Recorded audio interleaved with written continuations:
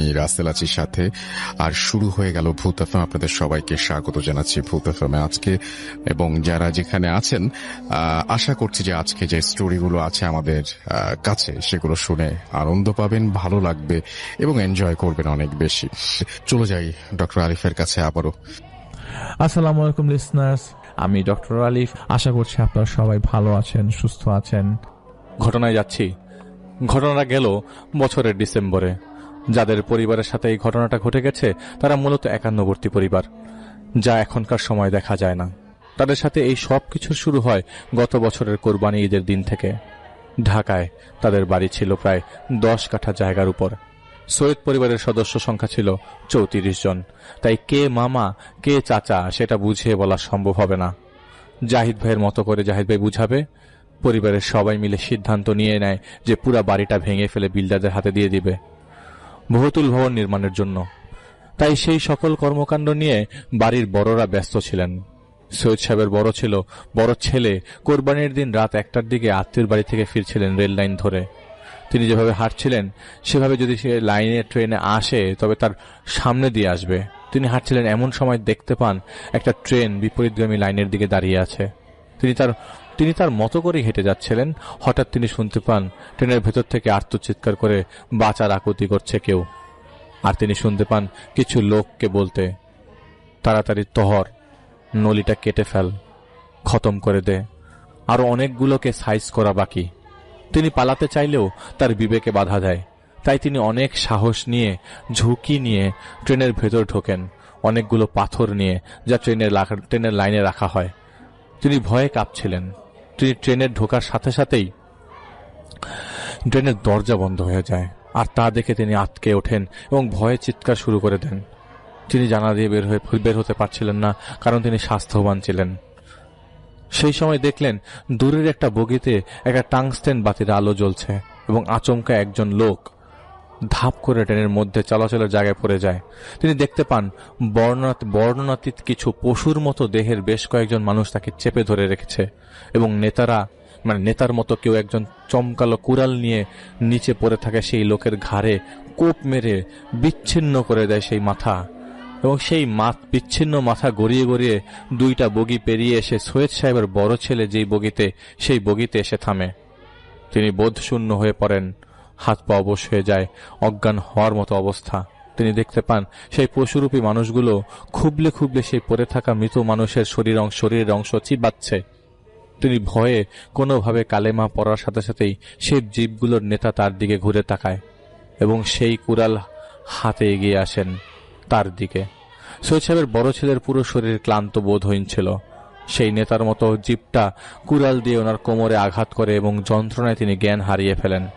ফজরের নামাজের সময় সৈয়দ সাহেবের বড় ছেলেকে রেললাইনের পাশের টঙের দোকানে বেঞ্চের উপর শোয়া অবস্থায় পাওয়া যায়।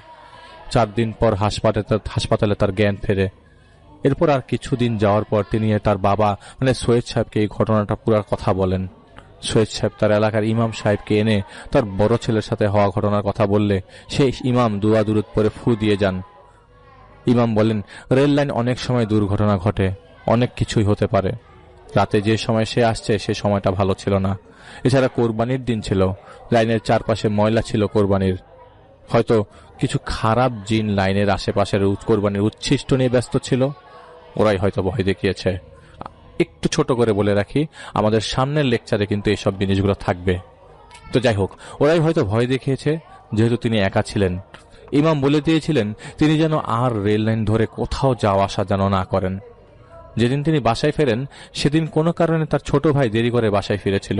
তিনি এসে দেখলেন বাসার মূল গেট খোলা। ভেতরে প্রবেশ করতেই তার পিলে চমকে যায়। দারোয়ান পার্কিং এর সামনে পিঠ তার দিকে কাত হয়ে পড়ে আছে, আর তার চারপাশে তাজা রক্ত। দারোয়ানের শরীরটা কাত হয়ে পড়ে যায় এবং তিনি দেখতে পান গলিয়ে তার কাটা গলা থেকে রক্ত ঝরে পড়ছে এবং কেমন একটা হাড় হিম করার শব্দ বেরিয়ে আসছে সেই কাটা জায়গা দিয়ে। মৃত্যু যন্ত্রণায় কাঁপছিল তার শরীর। এটা দেখে তিনি একটা চিৎকার দিয়ে তার ঘরে প্রবেশ করেন। ঠিক সেই সময় তিনি অসাড় হয়ে মুখ থুবড়ে পড়ে যান। তিনি সেই সময় মাটিতে পড়ে থাকা অবস্থায় দেখতে পান বেশ কয়েকজন লোক বাড়ির উত্তর দিকের কোনায় গর্ত খুঁড়ছে। নেতার মতো দেখতে একজন নির্দেশ মোতাবেক কাজ করছিল। তিনি আপ্রাণ চেষ্টা করে চিৎকার করতে পারছিলেন না। তিনি দেখতে পান সেই লোকগুলো একটা কালো কাপড়ের মধ্য থেকে রক্তাক্ত কিছু বের করে সেই গর্তে রেখে দিল এবং কিছু একটা সেই গর্তে ভরে দিল। আর ঠিক তখন সেই লোকগুলোর নেতার সাথে তার চোখাচোখি হয়ে যায়। সেই লোকের হাতে ইট জাতীয় কিছু ছিল, আর সেটা হাতে নিয়ে সেই দারোয়ানের কাছে এসে তার নিথর দেহটাকে আঘাত করতে লাগলো। এরপর ওনার আর কিছু মনে ছিল না। সকালে ঘুম ভেঙে যায় তার হাসপাতালে। তিনি তোতলাতে তোতলাতে তার ছেলেকে শুধু বলতে লাগলেন, দারোয়ানকে মেরে দিয়েছে কতগুলা লোক, দারোয়ানকে মেরে দিয়েছে। তাকে শান্ত করা হয় এবং আশ্বস্ত করা হয় দারোয়ান পুরো ঠিক আছে। সেই রাতে দারোয়ানের সাথে আরেক ঘটনা ঘটেছিল। তখন সৈয়দ সাহেবের ছোট ছেলে রাতের সবকিছু শেয়ার করে এবং সব কথা সৈয়দ সাহেবের কাছে জানানো হয়। সৈয়দ সাহেব দারোয়ানকে জিজ্ঞেস করেন, রাতে কি হয়েছিল রে? দারোয়ান বলেন, রাতে তিনি ডিউটি করছিলেন, হঠাৎ তিনি বেশ কয়েকজন লোকের আলাপ আলোচনা শুনতে পান। তিনি দেখতে পান কিছু লোক বাড়ির ভেতরে উত্তর দিকে গর্ত খুঁড়ছে। তিনি লাঠি হাতে নিয়ে আলো জ্বালিয়ে দেন এবং চোর চোর বলে চিৎকার দেন। আর ঠিক তখনই দেখতে পান বাড়ির ভেতরে থাকা 12 থেকে 13 ফিট উচ্চতায় আম গাছ থেকে কালো শরীরের কেউ লাফ দিয়ে নিচে নেমে আসে তার দিকে। তার গলা চেপে তাকে শূন্যে তুলে ধরে। এরপর থেকে তার আর কিছুই মনে নাই। হুঁশ ফিরে তিনি দেখতে পান সৈয়দ সাহেবের ছোট ছেলে জ্ঞান হারিয়ে পড়ে আছেন। এরপর তিনি সবাইকে ডেকে তোলেন এবং তাকে হাসপাতালে নিয়ে যান। তো সৈয়দ সাহেবের বুঝতে বাকি রইল না কোনো খারাপ কিছুর ছায়া পড়ে গেছে তাদের ছেলেদের উপর। কারণ কদিন আগে তার বড় ছেলের ক্ষতি হলো, আজ হলো ছোট ছেলের। তো এদিকে দারোয়ানের চাকরি ছেড়ে দেন ভয়ের কারণে। সৈয়দ সাহেব তার পরিচিত ইমামকে পুনরায় ডেকে পাঠান এবং তাকে নিয়ে যায় সেসব জায়গায় যেখানে তার ছোট ছেলে এবং দারোয়ান গর্ত খুঁড়তে দেখেছিল। তারা সেখানে যেয়ে দেখেন চারপাশে 4টা গর্ত, চারটা অবস্থা এরকমই আর কি। গর্ত না থাকলে সেই জায়গার ঘাসের অবস্থাটা অন্যরকম অবস্থা আর কি। 10 কাঠা জায়গা আগে বলেছিলাম, আলগা ঘাস দিয়ে ঢাকা আছে। কিছু এমন সন্দেহজনক হলো, ইমাম সাহেব বসে সে আলগা ঘাসের স্তর সরাতে যখন গেলেন তখন একটা শব্দ হলো তাদের মাথার উপরে।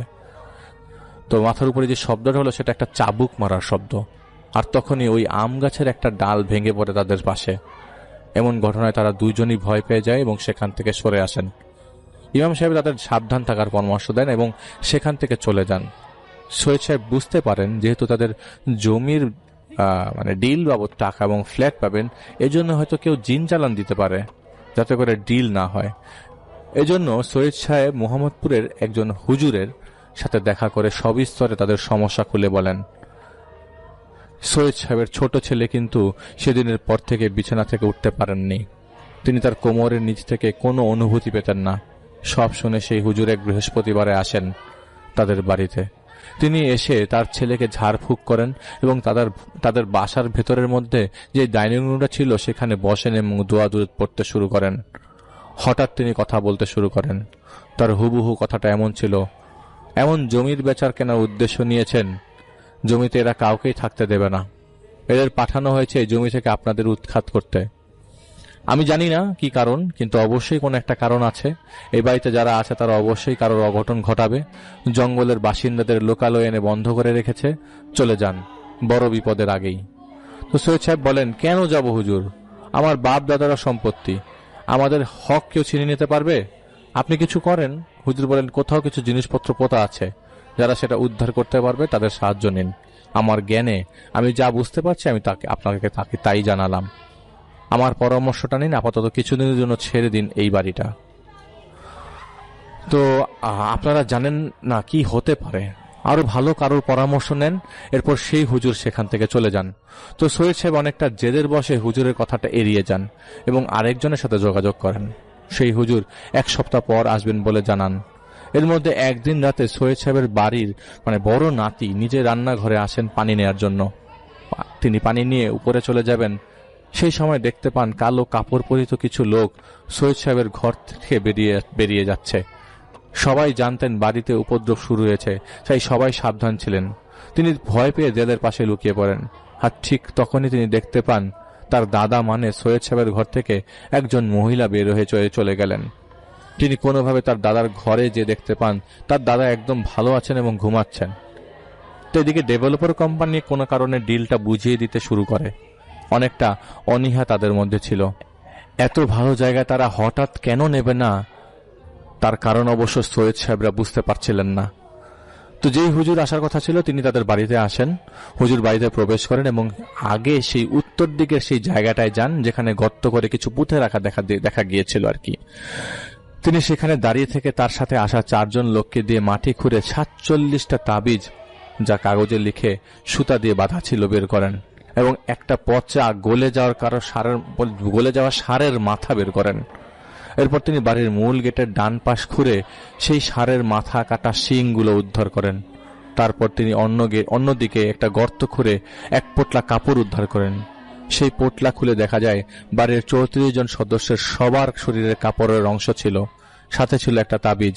যেই তাবিজটা খুলে দেখা যায় অনেক লেখালেখি করা, 34 জনের নাম লেখা এবং একটা নকশা আঁকা, যেখানে দেখা যাচ্ছিল একটা ভাঙা বাড়ির উপরে শয়তানের একটা পা দেওয়া, অপর পায়ের নিচে উর্দুতে লেখা খা যাও, মানে এদের ক্ষতি করো। এরপর সেই হুজুর এই সমস্ত জিনিসপত্র নষ্ট করে দেন। হুজুর কিন্তু একবারও সেই বাড়িতে প্রবেশ করে তাদের ঘরে যে বসেননি।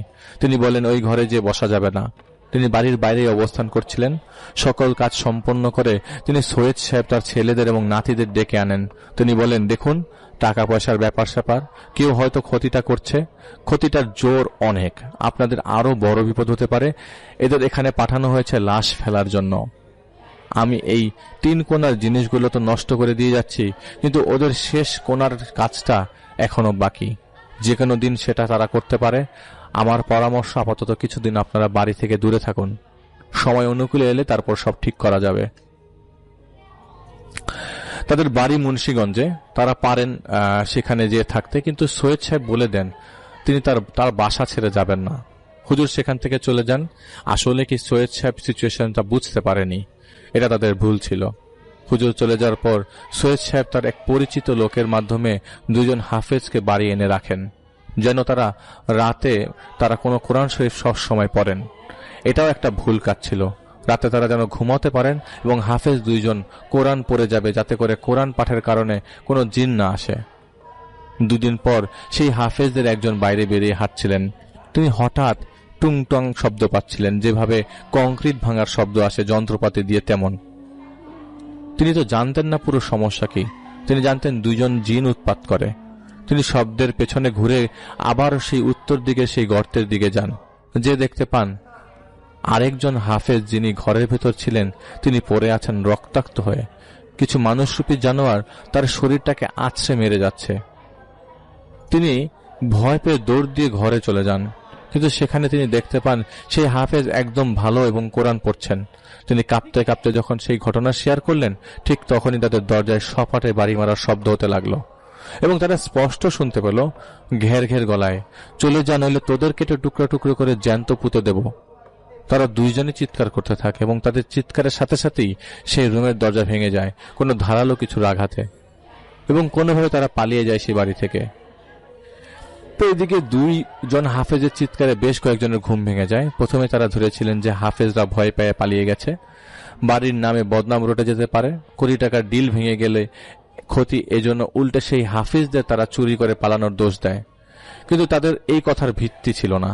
আসলে বলতে সংকোচ নেই, সৈয়দ সাহেবরা পরিস্থিতিটা সঠিকভাবে বিশ্লেষণ করেননি। 2 দিন পর একদিন রাতে খাবার টেবিলে বসে তারা খাবার পরিবেশন করার সময় দেখতে পান খাবারে ইঁদুর মারার বিষ মেশানো ছিল। এমন ভাবে ছিল যেন মনে হচ্ছে সদ্য কেউ ছাড়িয়ে গেছে। রাতে খুব জোরে জোরে শব্দ হতো আম গাছের কাছে কুড়াল দিয়ে গাছ কাটার, ডাল ভেঙে পড়ার। বাথরুম থেকে বোটকা গন্ধ আসত এবং প্রচুর লোম পাওয়া যেত বিভিন্ন পশুর। তো সৈয়দ সাহেবের নাতিদের বাচ্চারা প্রতি রাতে ভয় পেত, ভয় পেয়ে কেঁদে উঠত। তাদের শরীরে আঁচড়ের দাগ পড়া শুরু হয়। এসব কারণে সৈয়দ সাহেবরা নাতি বউদের তাদের সন্তানদের বাড়ি ছেড়ে চলে যান, কেননা প্রচন্ড নিরাপত্তাহীনতায় ভুগছিলেন তারা। বাকি লোকরা চলে না যাওয়ার পেছনে কারণ ছিল জেদ। তাদের মনোভাব ছিল তাদের বাড়ি থেকে তাদের তাড়ানোর সাহস কার তারা দেখে ছাড়বেনি। একটা কথা আমি জাহিদ বলতে চাই, কিছু সময় আমাদের অনুকূলে থাকে না, অপেক্ষা করে সেই সময়টা কাটিয়ে দেওয়া উচিত। এটা জাহিদ ভাইয়ের মেসেজ। আমরা আশরাফুল মাখলুকাত, কিন্তু তারপরও তো ক্ষতির শিকার হয়ে যাচ্ছি অজ্ঞতার কারণে। আপনি যাকে চোখে দেখছেন তার সাথে পারবেন শক্তি সামর্থ্যে, কিন্তু যাকে দেখছেন না তার সাথে শক্তি প্রদর্শন করে কিছুই হবে না। বুদ্ধির প্রয়োগ করে তাকে হারানো যায়। জাহিদ ভাই এত বছর ধরে এই কাজগুলো করছে, কখনো এই ভুল করেনি, কিন্তু এখনো আমাদের মাঝে অনেকে এই ভুল করে যায়। তো জাহিদ ভাই বলেছেন, যখন আপনি এই শক্তিকে পরাজিত করে ফেলবেন, তারপর একটুখানি হিসাব করে দেখুন সে পরাজিত হওয়ার আগে কি পরিমাণ ক্ষতি করেছে আপনার। তার উদ্দেশ্য ঠিক সে সফল হয়ে যায়, তা হচ্ছে যে কোনোভাবে ক্ষতি করা। তো কয়েকদিন পর রাত 1টার দিকে পুরো বাড়ি জুড়ে কুকুরের কান্নার শব্দ আসতে লাগলো। বাড়ির বাইরে ঝড়ের কারণে বিদ্যুৎ ছিল না, কেন যেন সবাই ঘুম থেকে জেগে ওঠেন। কিছুক্ষণ পর থেকে তারা নিজেদের ঘরেই দেখতে পান আসবাবপত্র ওটা ছুঁড়ে ফেলা হচ্ছে এদিক ওদিক, এমনকি পুরনো দিনের বড় আলমারি পর্যন্ত সরে গেল এবং এটা সরে পড়ে যায়। তো সৈয়দ সাহেবের বড় ছেলে কোন রকম ঘর থেকে বের হয়ে সবাইকে বাড়ি থেকে বের হয়ে যেতে বলেন, কিন্তু অন্ধকারের কারণে তিনি কিছু একটার সাথে হোঁচট খেয়ে পড়ে যায় এবং বিদ্যুৎ চমকানোর আলোতে কয়েক মুহূর্তের জন্য তিনি সেই কাটা মাথাটা দেখতে পান, যেটা তিনি কোরবানির রাতে রেল লাইনে সেই ভুতুরে ট্রেনের মধ্যে দেখেছিলেন। তার মানে হচ্ছিল সেই মাথাটা হাসছে এবং হঠাৎ অন্ধকারে সেই মাথাটা এসে ওনার গালে কামড় দিয়ে দেয়। তিনি চিৎকার করতে করতে উঠে যান এবং কোনোভাবে আর সবার মতো বের হয়ে যাবেন, ঠিক এমন সময়ে একটা চকচকা কুড়াল তার সামনে দিয়ে চলে যায় এবং দেয়ালে সেই কুড়ালটা বিঁধে যায়। তিনি জাহিদ ভাইকে বলেছিলেন তার স্পষ্ট মনে ছিল সেই কুড়ালের স্পর্শ তিনি পেয়েছিলেন। হয়তো 1 মিলি সেকেন্ড আগে যদি তিনি থাকতেন, তবে সেই কুড়াল তার মাথায় লাগতে পারত। তারা সবাই বের হয়ে আসেন এবং প্রতিবেশীদের সাহায্য নিয়ে তারা পুনরায় বাসায় প্রবেশ করেন এবং দেখতে পান ডাইনিং টেবিলটা ভেঙে খান খান হয়ে পড়ে আছে এবং সেখানে মাটিতে চক্র আঁকা। চক্র মানে পেন্টাগ্রাম। লাল রং ছাগলের মাথা, মাটি পাতা জ্বলন্ত প্রদীপ এবং 34টি কাপড় এবং নরম মোম দিয়ে তৈরি ছোট ছোট পুতুলগুলোর উপরে সেই ছাগলের কাটা মাথা ছিল। পেন্টাগ্রামের মধ্যে আঁকা ছিল একটা শয়তানি আকৃতি, যার এক পায়ের নিচে ছিল ছোট ছোট মানুষ, অপর পায়ের নিচে ছিল সেই লাল রঙের সুতো। তার হাতে ছিল ধারালো কিছু। এটা দেখলে মনে হবে সেই শয়তান আকৃতি তার পায়ের নিচে সেই মানুষগুলোকে ভয়াবহ নজরে তাকিয়ে আছে। এটা দেখে সৈয়দ সাহেব অসুস্থ হয়ে পড়েন এবং সেদিন হাতে যা নিতে পেরেছিলেন তা হাতে নিয়ে তারা বাড়ির থেকে ত্যাগ করেন। ঘর থেকে যা যা পারেন তারা নিয়ে বেরিয়ে যান মুন্সিগঞ্জে। বাড়িটা খালি যেন না থাকে, এজন্য বাড়ি থেকে একজন দারোয়ান নিযুক্ত করা হলেও কাউকেই নিয়োগ দেওয়া সম্ভব হয়নি। তো এরপর বেশ কয়েকজন হুজুরের সাহায্য নেন তারা প্রচুর তাবিজ উদ্ধার করেন, কিন্তু বাসাটা শয়তানি আলামত থেকে উদ্ধার করতে পারছিলেন না। এদিকে সৈয়দ সাহেবের বড় এবং ছোট ছেলে অসুস্থ হয়ে পড়েন। তারা চলাফেরা করার শক্তি হারিয়ে ফেলেন। মুন্সিগঞ্জ যাওয়ার পরও তারা রক্ষা পাননি। সেখানে কার বাড়িতে প্রতিদিন প্রচুর পরিমাণে মাছের ঝাঁক চলে আসত। কীটপতঙ্গের উপদ্রব বেড়ে গিয়েছিল। রাত বিরাতে ঢিল পড়ত। এর মধ্যে একদিন সৈয়দ সাহেব এশার নামাজ পড়ছিলেন, হঠাৎ বিছানা থেকে পড়ে যান এবং তিনি দেখতে পান তার বিছানার নিচে একটা অজগর সাপ। তিনি উঠতে যাবেন, সেই সময় সেই সাপটা তাকে জড়িয়ে ধরে পিষতে শুরু করে। তিনি চিৎকার করতে থাকেন, আর্তচিৎকার করছিলেন এবং চাপের কারণে তিনি জ্ঞান হারিয়ে ফেলেন অল্প কয়েক সেকেন্ডের মধ্যেই। পরে পানি ছিটিয়ে হুঁশ আনার পর তিনি সাপের কথাটা বলেন। একটার পর একটা অঘটন ঘটেই যাচ্ছিল। পরে আরেকজন আলেম দ্বারা অনেক তদবিরের পর তাদের সমস্যা কিছুটা কম হয়। প্রায় প্রতি রাতে সেই রকম চাপ সৈয়দ সাহেব টের পেতেন, যেমনটা চাপ তিনি পেয়েছিলেন সেই বিছানায় নিচে সাপ তাকে জড়িয়ে ধরার পর। দুর্বিষহ হয়ে গেছিল তাদের জীবন। অনেকদিন একজন শক্ত মানসিকতার মানুষও ভেঙে যেত। কেন এত ক্ষতি করছে? কে এত ক্ষতি করছে? কেন করছে? এই প্রশ্নের উত্তর একজন আলেম বলেছিলেন, আপনার ক্ষতি যে করেছে সে চাচ্ছে আপনাদের বরবাদি। অনেক টাকা পাবেন জমির ডিলে, এটাই সমস্যা। আপনাদের ক্ষতি আপন লোকরা করেনি, বাইরের কেউ করছে এবং তাদের সামর্থ্য আছে ক্ষতি চালিয়ে যাওয়ার। কোনো সমাধান আসছিল না। একদিন রাতে বাড়ি ফেরার সময় সৈয়দ সাহেবের বড় ছেলে এবং ছোট ছেলে দেখতে পান 4 জন কালো কাপড় পরা লোক কলস কাঁধে নিয়ে বাড়ির মূল দরজা দিয়ে বেরিয়ে গেল। তারা দ্রুতই চেঁচামেচি করতে করতে বাড়িতে প্রবেশ করে দেখতে পান একটা কাঁচা ময়দা এবং মোম মেশানো পুতুল বাড়ির উঠানে রাখা এবং তার চারপাশে মাটিতে ধারালো কিছু দিয়ে লেখা। তাদের ধৈর্যের বাঁধ ভেঙে যায় এবং একটা লাঠি নিয়ে সেই পুতুলটা তারা বাড়ি মেরে ভেঙে ফেলে।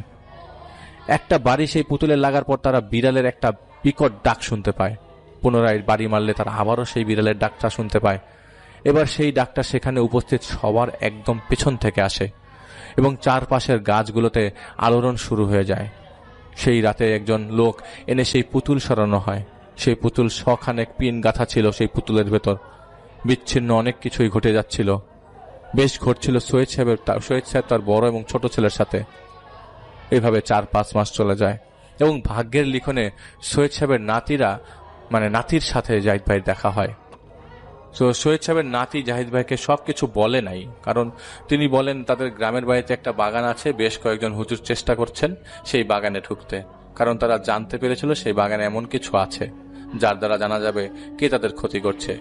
বেশ কয়েকটা তাবিজ তারা বের করে এনেছিলেন, কিন্তু তা দিয়ে জানা যায়নি কে ক্ষতি করেছে, কারণ সে একটার পর একটা ক্ষতি করেই যাচ্ছিল। এজন্য একটা ক্ষতি কাটিয়ে দেওয়া হলেও 2-3 দিন পর আবারও আরেকটি ক্ষতি হতো। তার সাথে কথা বলার সময় জাহিদ ভাই লক্ষ্য করে কেমন জানি তাড়াহুড়া করে কথা বলছে, খুব এক্সাইটেড হয়ে ধীরে ধীরে ইমোশনাল হয়ে পড়েন এবং তাদের সুখের পরিবারের এই হালটা তিনি সহ্য করতে পারছিলেন না। উনি চলে যাওয়ার সময় যখন জাহিদ ভাইয়ের সাথে হাত মেলালেন, ঠিক সেই সময় এক পলকে জাহিদ ভাই কিছু একটা দেখলো লাল আকাশ, ভেঙে যাওয়া একটা গাছের নিচে 4 জন দাঁড়ানো। ওনার হাত ছাড়ার সাথে সাথে জাহিদ ভাইয়ের একটা ক্লান্তি অনুভব হলো। জাহিদ ভাই ওনাকে কিছু বুঝতে দিল না। রাতে জাহিদ ভাই আমির সাহেবকে জানায় সবিস্তারে যা সৈয়দ সাহেবের নাতি জাহিদ ভাইকে বলেছেন। জাহিদ ভাইয়ের প্রশ্ন ছিল কে এইভাবে তাদের পেছনে লেগে আছে, কারণ জাহিদ ভাইয়ের ধারণা ছিল এটা হিংসা বা শুধুমাত্র ক্ষতির উদ্দেশ্য নিয়ে করা হয়নি, অন্য কারণ আছে অবশ্যই। তো জাহিদ ভাইয়ের আমির সাহেব জাহিদ ভাইকে কিছুক্ষণ পর বলেন যে ক্ষতি করেছে আগে তাকে দেখতে হবে, জাহিদ বাগান থেকে সেই জাদুর জিনিসপত্র বের করতে হবে। এরপর জাহিদ ভাই এরপরে আমি বলতে পারবো যে কে করেছে, কেন করেছে। তো জাহিদ ভাইকে উনি শিখিয়ে দেন নিয়ম কানুন এবং জাহিদ ভাইকে তিনি বলেন কাল আসরের পর তাদের ঢাকার বাসায় যাও, যে যেখানে দেখো সমস্যা আছে কিনা। আমার মনে হয় না সমস্যা আছে, তাদেরকে ফিরিয়ে আনো সেই বাড়িতে যদি খারাপ লোকগুলোকে সরাতে পারো। যেই সমস্ত খারাপ জিনিসপত্র তুমি পাবে তা তুমি 333 বার একটা সূরা পরে ফু দিয়ে সরিয়ে সেসব সরিষা তেলে সেই জিনিসপত্রগুলো পুড়িয়ে দিবে এবং বাড়ির উঠানে পুরাবে। জমজমের পানি ছিটিয়ে দিবে সেই খারাপ জিনিসপত্র উদ্ধার করার জায়গায়। মনে রেখো যাতে রাতে করা যাবে না, তাই আসরের পর করতে হবে এবং তোমাকে একা করতে হবে। জিনিসপত্রগুলো ধ্বংস হলে বাড়িটা কালো ছায়া থেকে মুক্তি পাবে। তো আমির সাহেবের কথা মতো পরদিন সৈয়দ সাহেবের নাতিকে নিয়ে জাহিদ ভাই সেই বাড়িতে প্রবেশ করে। তাদের উঠানে সৈয়দ সাহেবের নাতিকে রেখে সেই বাড়ির বাড়িতে ভেতর ঢোকার গেটে দাঁড়ায় এবং 3 বার ইচ্ছা করে কাশি দেয়। জাহিদ ভাই স্পষ্ট বুঝতে পারছিল দ্বিতীয় তলা থেকে কেউ তাকিয়ে আছে জাহিদ ভাইয়ের দিকে। জাহিদ ভাই ঘরে প্রবেশ করতেই ডান দিকের একটা দরজায় চোখ পড়ে জাহিদ ভাইয়ের। মনে হচ্ছিল দরজার ওপাশে কেউ দাঁড়িয়ে দেখছে জাহিদ ভাইকে। জাহিদ ভাই ভয় না পেলেও ক্লান্তি অনুভব করছিল এবং শরীর কাটা দিচ্ছিল। তো জাহিদ ভাই সেই দরজা খুলে ফেলে এবং সেটা ছিল তাদের কিচেন, এবং ফ্লোরে একটা আধ জ্বলা মোম জ্বলে যাওয়া মোম পড়তে থাকে দেখে, এবং গোল একটা চক্রের ভেতর। জাহিদ ভাই সেই মোমটা তুলে নিয়ে বাইরে ছুঁড়ে মারে এবং ঠিক তখনই জাহিদ ভাই শুনতে পায় দোতলায় দৌড় দিয়ে চলে যাওয়ার শব্দ। জাহিদ ভাই বের হয়ে তাদের ডাইনিং টেবিলের দিকে কাছে যায়। 3 ভাগ হয়ে পড়েছিল সেই টেবিলটা। জাহিদ ভাই সেই পেন্টাগ্রামটা দেখে, যে পেন্টাগ্রামটা সর্বশেষ তারা বের হয়ে যাওয়ার দিন দেখেছিল। অনেক জায়গা দিয়ে অনেক কিছু মুছে গেলেও শয়তানের মুখের আকৃতি ছিল। এবং জাহিদ ভাই জানে না যে কেন সেই সময় তার মনে হয়েছিল তার পেছনে কেউ দাঁড়িয়ে আছে। জাহিদ ভাই ঘুরে তাকালে কাউকেই দেখে না এবং দোতলার এক ঘরে যে দেখতে পায় দেয়ালে একটা মরা পাখির শুকনো দেহ ঝুলে আছে এবং তার নিচে প্রচুর পাখির পালক ছড়ানো ছিটানো অবস্থায় পড়া। জাহিদ ভাই সেই পালক এবং শুকিয়ে যাওয়া পাখিটা বাইরে নিয়ে আসে, আর ঠিক তখনই 3-4টা পাতিল পড়ার শব্দ জাহিদ ভাই দোতলা থেকে শুনতে পায়। এরপর আরেকটা ঘরে ঢুকে জাহিদ ভাই বেশ কিছু ছোট ছোট পুতুল দেখতে পায়। আর যখন জাহিদ ভাই পুতুলগুলো তুলতে যাবে, বিকট ভাবে বিড়ালের ডাক তাকে জাহিদ ভাই শুনতে থাকে এবং আচমকা শব্দের কারণে জাহিদ ভাই ভরকে যায়। তো জাহিদ ভাই পায়ের নিচ কাছে বেদ দিয়ে ফ্লোর মারলে যেমন শব্দ হয় ঠিক সেমন শব্দ পেতে লাগে। এইবার হাতে রিংটা পরে জাহিদ ভাই পুতুলগুলো নিয়ে চলে আসে। জাহিদের মনে হচ্ছিল জাহিদের পেছনে বড় বড় দা হাতে বেশ কয়েকজন ছুটে আসছে তাকে মারবে, কিন্তু অনেক সাহস করে দাঁতে দাঁত চেপে এই তো আরেকটু দূর এটা মনে মনে বলতে বলতে সেই বাড়ি থেকে বেরিয়ে আসে। এবং আগে থেকেই তিনি যে সূরাটা পড়েছিলেন সেটা 333 বার পরে ফু দেয়া সরিষা তেল দিয়ে, তারপর কেরোসিন তেল দিয়ে সেই জাদুর পুতুল, পালক, কাপড় এগুলি তিনি জ্বালিয়ে দেন। এবং জাহিদ ভাই বুঝতে পারছিল এক এক করে জাহিদ ভাইয়ের পেছন থেকে সেই বাড়ির জানালাগুলো দিয়ে বেশ কিছু কালো ছায়া সেই বাড়ি ছেড়ে চলে যায়। এবং প্রায় 3 দিন সৈয়দ সাহেবের পরিবার সবাইকে ফোনে অনেক বুঝিয়ে জাহিদ ভাই বাড়িতে নিয়ে আসে এবং তাদের বলে যে মুন্সিগঞ্জের বাড়ির পাশের বাগান থেকে জাদুর জিনিসপত্র বের করার পর একটা স্থায়ী সমাধান হতে পারে। আসলে তাদের বিশ্বাসটা তছনছ হয়ে গিয়েছিল। তারা প্রথম ভয় পেলেও পরে তারা আর ভয় পাচ্ছিলেন না। কিন্তু সৈয়দ সাহেবের নাতির বউ এবং তাদের সন্তানদের সেই বাড়িতে ফিরতে আমির সাহেব না করছিলেন ততক্ষণ পর্যন্ত, যতক্ষণ না তাদের গ্রামের বাড়ির সমস্যা সমাধান হচ্ছে। কিছুদিন পর জাহিদ ভাই তাদের গ্রামের বাড়িতে যায়। মাগরিবের পর আমির সাহেব আসে এবং জাহিদ ভাই কিছু নিয়ম শিখিয়ে দেয়। সৈয়দ সাহেবের এক আত্মীয় জাহিদ ভাইকে নিয়ে যান তাদের মালিকানাধীন একটা বাগানের সামনে।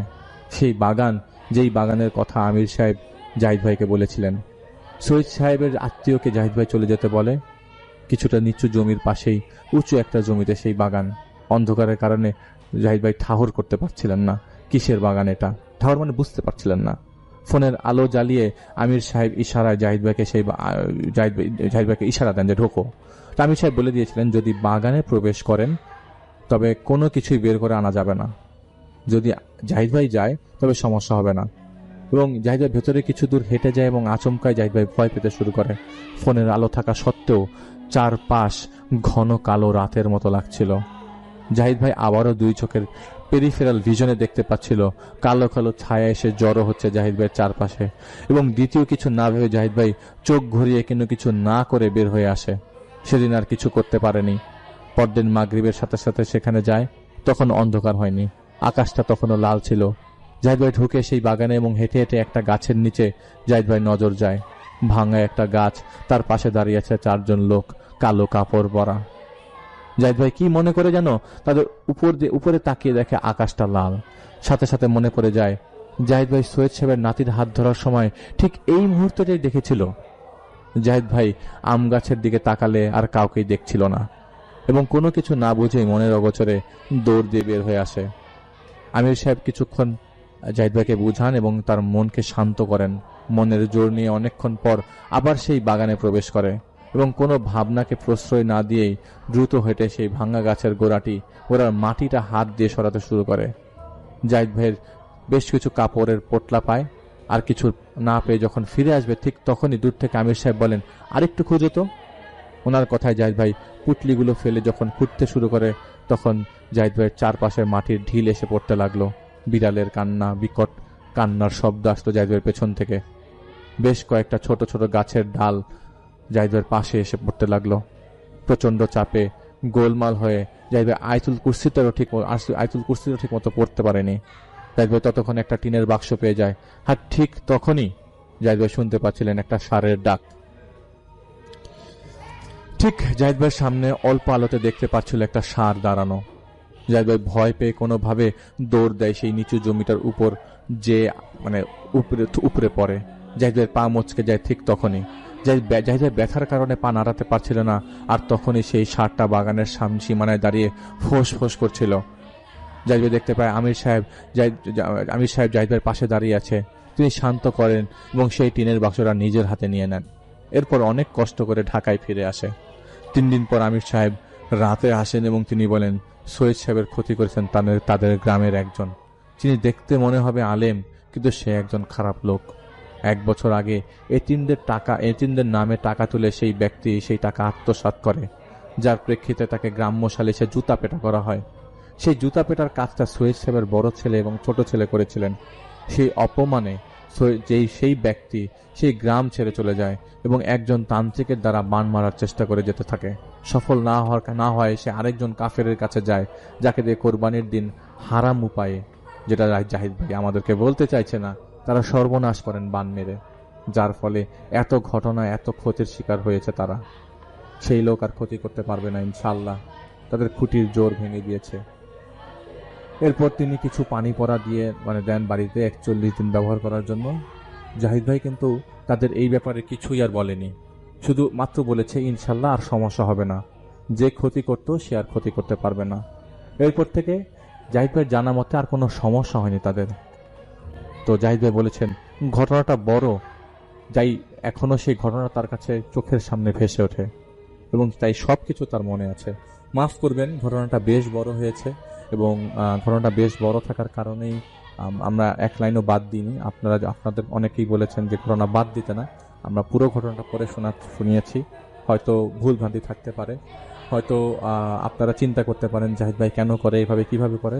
আমরা শুধুমাত্র ঘটনার মানে প্রবাহ এবং ঘটনা শেয়ার করার উদ্দেশ্যে জিনিসটা নেই, কোনটা পজিটিভ কোনটা নেগেটিভ এই জাজমেন্টে না যাই। আমরা চলে যাচ্ছি আমাদের পরবর্তী ঘটনায়। আমি আফনান আজকে আপনাদেরকে একটি স্টোরি শেয়ার করব, যে আমাদের রাজবাড়ী জেলার লাশকাটা ঘর কেন্দ্রিক একটি স্টোরি আমি আপনাদেরকে শেয়ার করব। তো সেই প্রতিশ্রুতি অনুযায়ী আমি চলে এসেছি আজকে আপনাদের সঙ্গে একটি স্টোরি শেয়ার করার জন্য। ঘটনাটি 1998 সালে। 1998 সালে বাংলাদেশের সবচেয়ে দীর্ঘস্থায়ী বন্যা সংগঠিত হয় এবং আমার যে জেলা রাজবাড়ী, সে রাজবাড়ী জেলার অনেক জায়গা, বিশেষ করে তখন যদিও বাঁধ ভেঙে যায়নি, কিন্তু বাঁধের অপোজিট পাশে প্রায় সকল জায়গাটি, মানে চরাঞ্চলের সকল জায়গায় একদম প্লাবিত হয়ে যায়। এবং চরাঞ্চলের যে মানুষরা তারা যেটা করে সেটা হচ্ছে তাদের ওই ঘর বাড়িগুলো ভেঙে নিয়ে এসে বাঁধের দুপাশে তারা টেম্পোরারি মানে আবাসস্থল সেটা তারা তৈরি করে এবং ওখানেই তারা থাকা শুরু করে। ওই সময় ব্যাপক সাহায্য সহযোগিতাও সরকার থেকে তখন করা হচ্ছিল। তো আমার ঘটনাটি ঠিক ওই সময়ের এবং ওই বাঁধের পাশের একটি পরিবারকে নিয়ে। 1998 সালে যখন এই বন্যাটা সংঘটিত হয়েছিল, এই যেই জায়গাটাতে, যেই জায়গার কথাটা আমি এখন বলবো, সেই জায়গাটি হচ্ছে রাজবাড়ী জেলার একদম সদর থানার মধ্যে সোনাকান্দর নামক একটা জায়গা আছে। এই সোনাকান্দর স্থানে, এই সোনাকান্দর যে জায়গাটা, সেটি একদম রাজবাড়ী যে শহর রক্ষাকারী যে বাঁধ, যেটা সে বাঁধের পাশে, এবং বাঁধের ওই পাশে যে জায়গাটা, এই জায়গাটার এখন নাম হচ্ছে মৌলবীর ঘাট। যদিও একটা সময় এখানে এই ঘাটটা ছিল না, সেখানে নদী প্রায় ওখান থেকে আরো প্রায় 1.5-2 কিলোমিটার ভিতরে ছিল, কিন্তু 2006-07 সালের দিকে নদী ভাঙনে আস্তে আস্তে ওই নদীটা আরো কাছে চলে আসে, মানে একদম বাঁধের কাছে এখন চলে আসছে আর কি। তো যখন 98 সালে বন্যাটি হয়, তখন ওই যে সমস্ত লোকজন যারা চলে আসে বাঁধের পাশে ঘরবাড়ি ভেঙে নিয়ে, তখন সেই সাথে একটি পরিবারও আসে যারা ওই চরাঞ্চলে বসবাস করতো, ওই পাশে বাঁধ থেকে আরো প্রায় 1.5-2 কিলোমিটার ভিতরে। সঙ্গত কারণে আমি ওই পরিবারের যিনি কর্তা তার নামটি বলছি না। কোনো একদিন হঠাৎ করে ওনার মেয়ে বিষ খেয়ে সুইসাইড করে।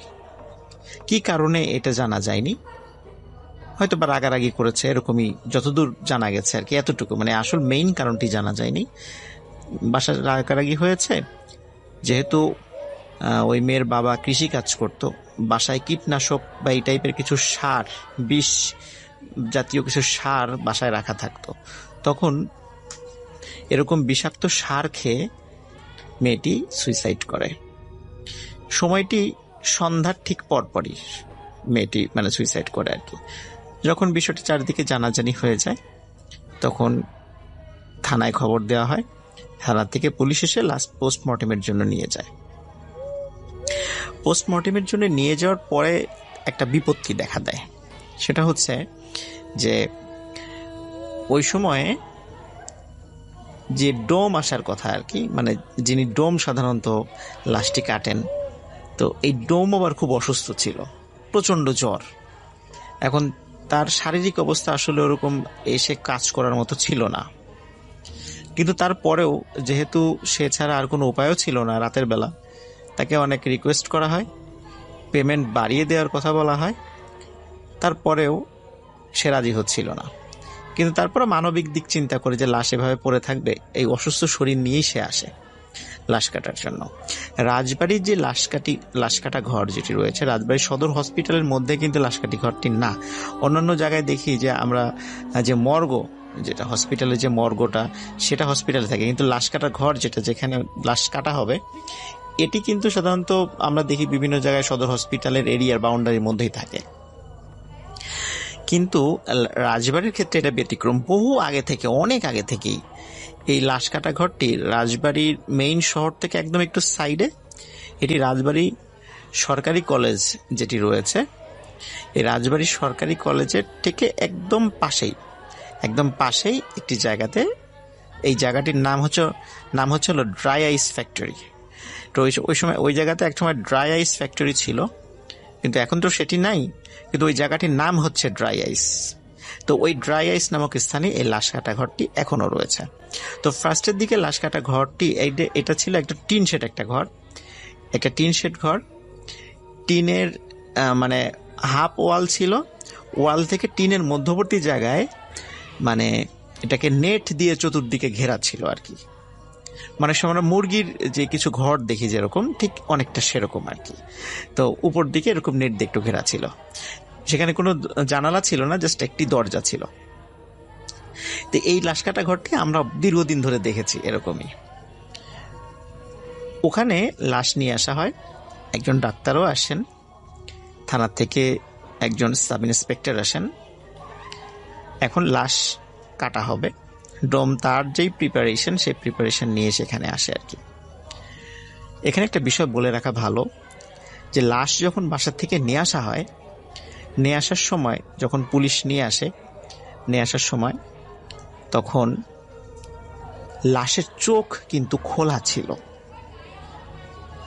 তো যেহেতু সুইসাইড করে মারা গিয়েছে, অনেকে হাত দিচ্ছিল না। যদি কোনো দেখা গেল পুলিশ এসে রাগারাগি করতে পারে যে আপনারা হাত দিয়েছেন কেন, কোনো আলামত নষ্ট হয়ে গেছে, আপনারা মেরে ফেলেছেন, এরকম কোনো কথা বলতে পারে, যার জন্য লাশের গায়ে কেউ হাত দেয়নি, কেউ চোখটা বন্ধও করে দেয়নি। লাশের চোখ খোলা ছিল। লাশটিকে যখন ওই আমরা যেটাকে মাদুর বলি, পাটি বলি, খেজুরের পাতার পাটি আর কি, এরকম একটা পাটিতে মুড়িয়ে লাশটি নিয়ে আসা হয়। তো লাশটি যখন লাশ কাটা ঘরে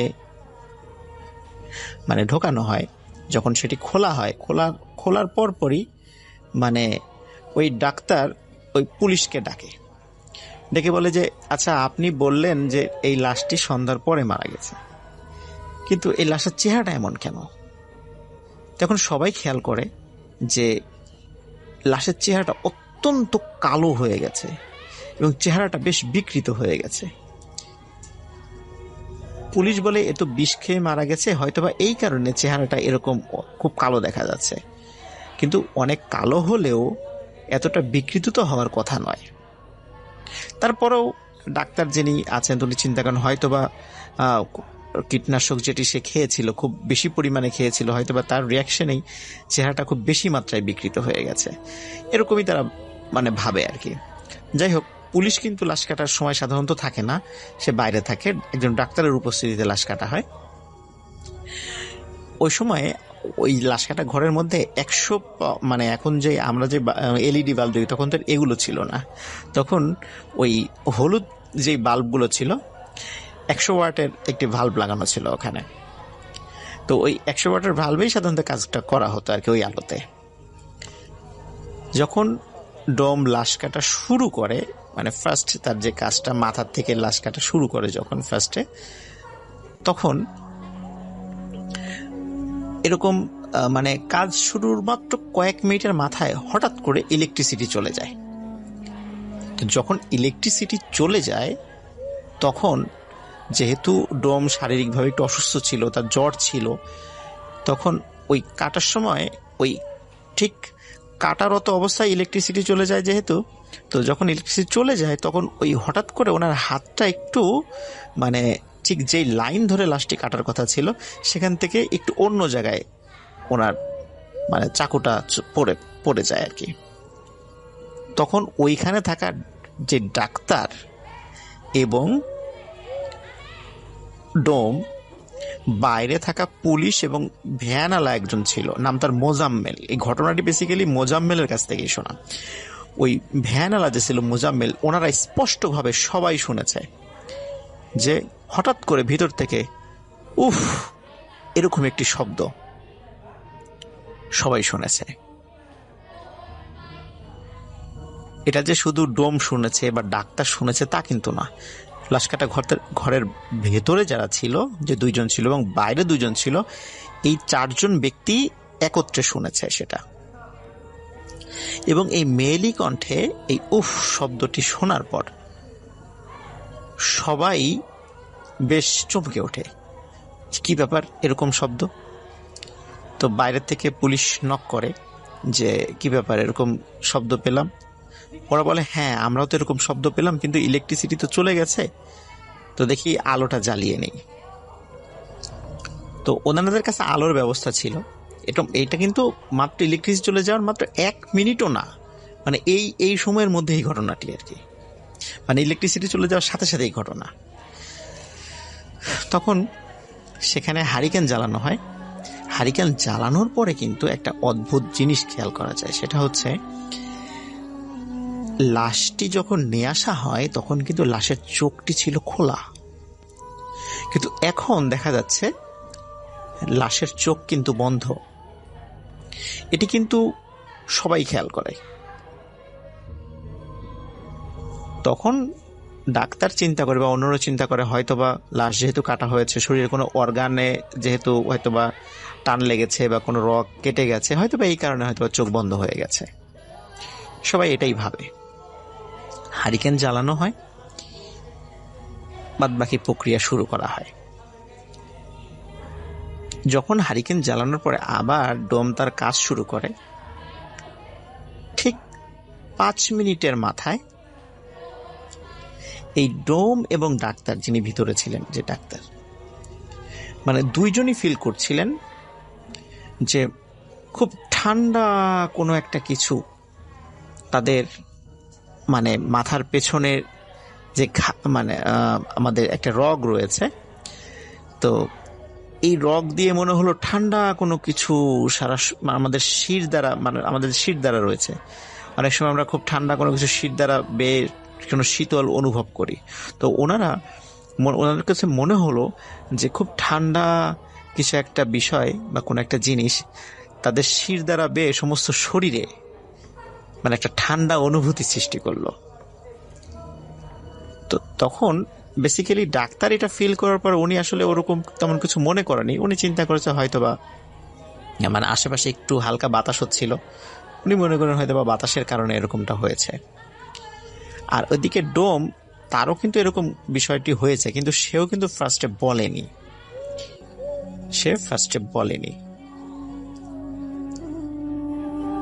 এই যখন হারিকেনের আলোতে 5 মিনিট কাজটি করা হলো, দম করে হারিকেনটা নিভে গেল। অথচ হারিকেন নিভে যাওয়ার কোনো কারণ ছিল না, এমন কোনো দমকা বাতাসও সেখানে ছিল না। হারিকেনেও তেল ছিল, হারিকেনটা ভালো ছিল এবং খুব ভালো করে চেক করেই হারিকেনটা ধরানো হয়েছিল। হারিকেনটা নিভে যাওয়ার কারণ কি? যেহেতু পাশে ম্যাচ ছিল, ডোম যে কাজটি করে সে কি করে আবার ম্যাচটি ধরায়, ম্যাচটি মানে ধরানোর পরে এবং হারিকেনটাকে পুনরায় জ্বালানো হয়। জ্বালানোর পরে আর একটা অদ্ভুত ব্যাপার খেয়াল করা যায়, সেটা হলো এখন কিন্তু লাশের চোখটি আর বন্ধ নাই। এখন দেখা যাচ্ছে ওই যে প্রথম সময়ে যখন যেরকম লাশের চোখটি খোলা ছিল, ঠিক তেমন লাশের চোখ খোলা। তখন ডোম এবং ডাক্তার উভয়ই অবাক হন যে কি ব্যাপার, হারিকেনের আলো বন্ধ হওয়ার আগেই না দেখছিলাম যে লাশের চোখ বন্ধ, এখন আবার খোলা, শুরুতে যেমন ছিল খোলা, ঘটনা কি? তখন ডোম একটু ভয় পাওয়া শুরু করে। আমরা জানি ডোমরা যখন লাশ কাটে তখন ওরা কিন্তু একটু মানে ড্রিঙ্ক করে না, এটা আমরা অনেকেই জানি। কিন্তু ডোম যেহেতু শারীরিকভাবে অসুস্থ ছিল, জ্বর ছিল, এজন্য এই জ্বরের উপরে উনি আর কোনো ড্রিঙ্ক করেননি। উনি স্বাভাবিকভাবেই মানে এই কাজটি শুরু করেন আর কি। সুতরাং মানে সেও সব বিষয় শুনছে, দেখছে, ডাক্তারও দেখছে। তো ভুল হওয়ার তো একার ভুল হতে পারে, সবার তো ভুল হওয়ার কথা না, বা একজন একা ভুল দেখতে পারে, সবাই তো ভুল দেখার কথা না। যাই হোক, তারা কাজ শুরু করে। ঠিক কাজ আরো প্রায় 10 মিনিট হয়ে যাওয়ার পর আবার ধপ করে হারিকেন নিভে যায়। হারিকেন নিভে যাওয়ার পর এবার কিন্তু ডাক্তার একটু ভয় পেয়ে যায়।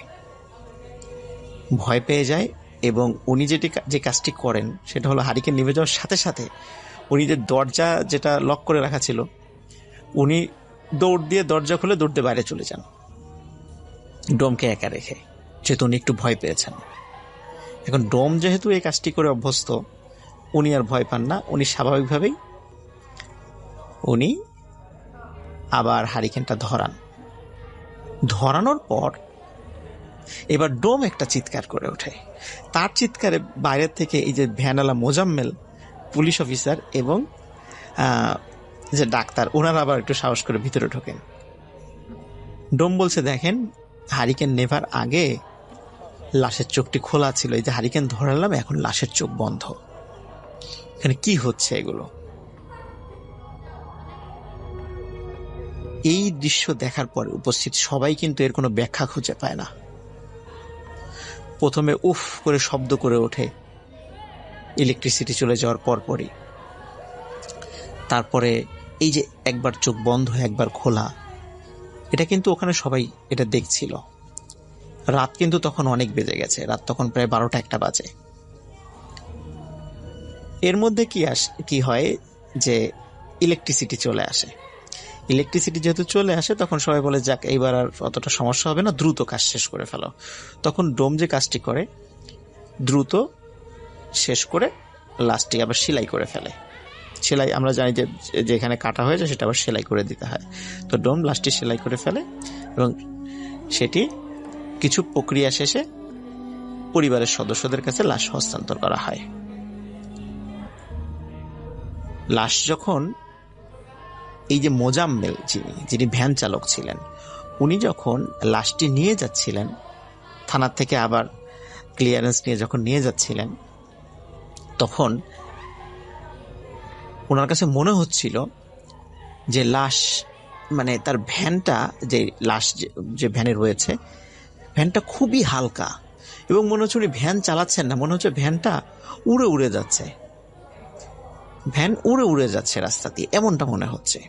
এবং স্বাভাবিক গতির থেকে বেশ ভালো, মানে আরো বেশি গতিতে ভ্যানটি চলছিল।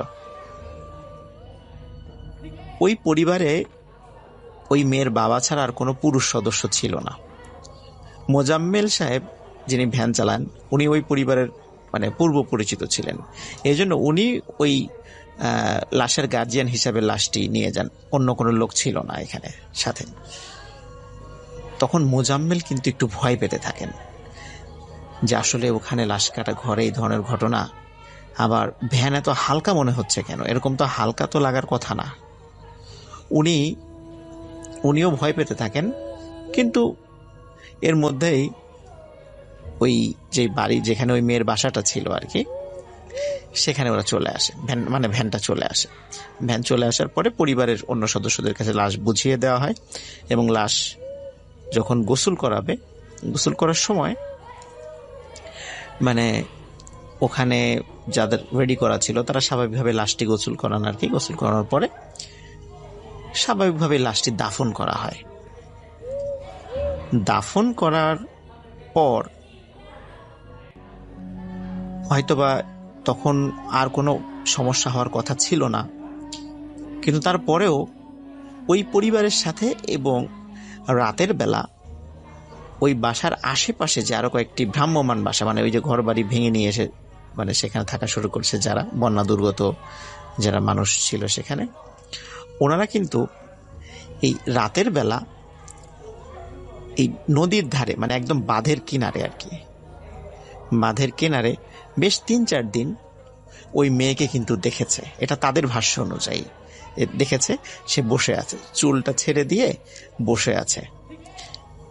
তো যখনই তাকে কেউ ডাক দিত সাহস করে, তখনই সে হাওয়া হয়ে যেত, মানে অদৃশ্য হয়ে যেত। এটা কয়েকজন দেখেছে। তো এখানে একটা বিষয় বলে রাখা ভালো, যে এই যে লাশটা হঠাৎ করে কাটার সময় উফ শব্দ করা, তারপর বারবার চোখ খোলা বন্ধ করা, এটি কিন্তু একটা রহস্যজনক ব্যাপার ছিল। যেহেতু শুরু থেকে মোজাম্মেল যিনি ভ্যানওয়ালা উনি শুরুতেই ছিলেন, এই জন্য ওনার কাছ থেকে ঘটনাটি শোনা। এবং আরও একটি ঘটনা আমি বলতে চাই, ঘটনা না, সেটা হচ্ছে এটা আংশিক একটু তথ্য দিব আপনাদেরকে। জানা যায়, মানে আমি ঘটনাটি কালেক্ট করার সময় এটা জানতে পেরেছি যে এই মেয়ের বড় বোন 10 বছর আগে, যখন 1988 সালের বন্যা হয়, 10 বছর আগে এরকম একটি বন্যার সময় এই মেয়ের যে বড় বোন সেও সুইসাইড করে। তার ঠিক 10 বছর পর 98 সালের বন্যার সময় এই মেয়ে সুইসাইড করে এবং ওখানকার যে পাড়া প্রতিবেশী যারা ছিল তখন বলে যে এই মেয়ের মৃত্যুটাও স্বাভাবিক ছিল না, মৃত্যুর মানে মারা যাওয়ার পরেও বেশ কিছু অস্বাভাবিক ঘটনা ঘটেছিল। এখন কি সেই ঘটনা, এটি আমি এখনো কালেক্ট করতে পারি নাই। তো আমি এই আজকে যে ঘটনাটি শেয়ার করলাম এর পরবর্তীতে ইনশাল্লাহ আমি চেষ্টা করব যে এই মেয়ের বড় বোনের সঙ্গে কি এমন ঘটনা ঘটেছিল যার কারণে মেয়েটি সুইসাইড করেছিল, বা ওই সুইসাইডের পরে কি ঘটনা ঘটেছিল। আমি চেষ্টা করব এই ঘটনার ঠিক পরের যে ঘটনাটি, যেটি আমি পরবর্তীতে জানতে পেরেছি, সেটি আপনাদেরকে শেয়ার করার জন্য। ঘটনাটি ঘটে রহিম ভাইয়ের মায়ের সাথে। তো ঘটনার সূত্রপাত 2016 সালের দিকে। ওই সময় রহিম ভাইয়ের খালা প্রেগনেন্ট থাকেন। তো উনি ওনার বড় ভাইয়ের বাসায়, ওনার রহিম ভাইয়ের মামার বাসায় উনি যায় আর কি। তো মামা তার বোনকে টেক কেয়ার করার জন্য ওই পুরো সময়টাই ওনাকে ওখানে রেখে দেন। তো এই সময় রহিম ভাইয়ের খালা এবং খালু ওনারা ওই রহিম ভাইয়ের মামার বাসাতেই থাকতেন অ্যাকচুয়ালি। তো এরকম অনেক ফ্যামিলিতে হয় যে যখন কেউ প্রেগনেন্ট হয়, মেয়েরা তার মায়ের বাসায় বা মামার বাসায়, বড় বোন ভাইয়ের বাসায় এভাবে যায় আর কি টেক কেয়ার করার জন্য। তো এরকমই সেখানে হয়। তো কোনো একদিন রহিম ভাইয়ের তার খালুর সাথে প্রচণ্ড ঝগড়া হয় এবং ঝগড়া এক পর্যায়ে রাত্রেবেলায় উনি ছাদে চলে যায়। তো ওই সময় রহিম ভাইয়ের মাও বাসাতে ছিল, ওনার ভাইয়ের বাসাতে। তো তখন রাত প্রায় মধ্যরাতের মতন, 2-3টা হবে। ওই সময় সেও তার সাথে চলে যায় তার বোনকে একটু বুঝিয়ে সুঝিয়ে নিচে নিয়ে আসার জন্য। তো যাই হোক, উনি কিছুক্ষণ পরে ওনার বোনকে নিয়ে আসার পরে সবকিছু পরিস্থিতি ওখানে নর্মাল, ওখানে শেষ হয়ে যায়। এর ঠিক 3 মাস পরে ওনার খালার একটি বাচ্চা হয় আর কি, ঢাকা মেডিকেল কলেজে। কিন্তু বাচ্চাটি হওয়ার 3 দিন পরে বাচ্চাটি কোনো কারণ ছাড়াই মারা যায়। বাচ্চাটিকে আজিমপুরে কবরস্থানে দাফন করা হয়। এর ঠিক 1.5 বছর পর তার খালা আবারও প্রেগনেন্ট হয়। এবারও ঢাকা মেডিকেল কলেজ হাসপাতালেই তার বাচ্চাটি হয়। কিন্তু এবার বাচ্চাটি জন্মের ঠিক 2 দিন পরে মারা যায়। তো যাই হোক, এবারও তাকে আজিমপুর কবরস্থানে কবরস্থ করা হয়। তো যেদিন কবরস্থ করা হয় সেদিন পরিবারের সবাই প্রায় ছিলেন। তো খুব বাজে একটা অবস্থা, ওনার খালুরও মন খুব খারাপ। যাই হোক, তখন সবাই রহিম ভাইয়ের মামার বাসাইতে ছিলেন। তো এই সময়ে সেদিন সন্ধ্যার দিকে আর কি ঘটনা, বাচ্চাকে যেদিন দাফন দেওয়া হয়েছে সেদিন সন্ধ্যার দিকে। তো ওনার খালু কোনো কারণে সকাল থেকে ক্লান্ত ছিলেন দেখে উনি সন্ধ্যার দিকে শুয়েছিলেন, ওনার ঘরে উনি শুয়ে পড়েছিলেন। তখন মেহমানরা সবাই চলে গিয়েছিল। রহিম ভাই বাসায় ছিল রহিম ভাইয়ের মা, তার মামি আর খালু। তো খালা ছিল যাই হোক অন্য ঘরে, আর খালু ছিল অন্য জায়গায়। সবার খুব মন খারাপ। তো রহিম ভাই দেখে যে বাসে কেউ খাওয়া দাওয়া করেনি, যে সবার জন্য কিছু নাস্তা টাস্তা নিয়ে আসে। তো রহিম ভাই নাস্তা পানি কিছু জিনিসপত্র নিয়ে আসার পরে উনি ওনার মাকে বলে, মা দেখো খালু তো সকাল থেকে কিছু খায়নি, উনি শুয়ে আছে, ওনাকে ডাকি, ওনাকে কিছু খাওয়াই। তখন রহিম ভাইয়ের মা রহিম ভাইকে বলে যে ওকে ডাকতে হবে না, ওকে শুতে দাও। তো এর কিছুদিন আগের থেকে রহিম ভাই তার মায়ের মধ্যে মাঝে মাঝে কিছুটা অস্বাভাবিক আচরণ দেখতো। উনি অ্যাকচুয়ালি ওনার কথাবার্তার ধরন, ওনার ব্যবহার এবং মাঝে মাঝে ওনার চোখটা স্পেশালি একটু ডিফারেন্ট লাগতো ওনার কাছে। চোখটা বড় হয়ে যেত এবং সেদিন উনি খুব ভালোভাবে খেয়াল করলো যে আসলে তার মায়ের চোখটা অন্যরকম লাল হয়ে গেছে এবং বড় হয়ে গেছে এবং ওনার আচরণে ব্যাপক পরিবর্তন। যাই হোক, সেদিন ওনারা সবাই চলে যায়, রহিম ভাইয়ের মা, বোন, তারপরে রহিম ভাই ওনারা সবাইকে মোহাম্মদপুরে তাদের বাসায় দিয়ে আসেন। আর রহিম ভাই তার মামা বাসাতে পুরান ঢাকাতেই থাকতেন। তো যাই হোক, ওনার বোন, রহিম ভাইয়ের বোন ওনাকে ফোন করে রাত 3টার দিকে এবং বলে যে ভাই মা জানি কেমন করছে, তুমি খুব তাড়াতাড়ি আসো পারলে। তো রহিম ভাই সকাল সকাল পুরান ঢাকা থেকে মোহাম্মদপুরে চলে যান। তো সকালে উনি ওনার বাসায় যায়, দেখেন যে ওনার মা চুল এলোমেলো, উনি বিছানার ঠিক মাঝখানে হাঁটু কেড়ে বসে আছেন, চোখ অসম্ভব লাল, কাউকে কিছু বলছেন না এবং মুখে এক ধরনের বিড়বিড় করছেন এবং অস্বাভাবিক আচরণ করছেন কেমন জানি, যেটা ওনার মা কখনোই করতেন না, এবং কারোর সাথে কথাও বলছেন না।